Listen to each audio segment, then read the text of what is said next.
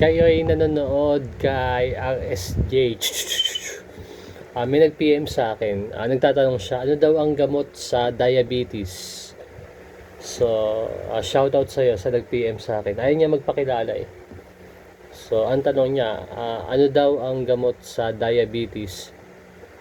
So, ito, papanoorin mo to. So, ito sasabihin ko na. Ang gamot sa diabetes ay si Cyrax. May lumabas sa dibdib niya yung lambat. Tapos natamaan yung kalaban niya. Gumaganon-ganon yung kalaban niya. Hindi makalabas eh. Yung kalaban ni Cyrax. Tapos paglapit ng lambat, nandun yung kalaban niya. Sabay uppercut no. Uppercut ni Cyrax.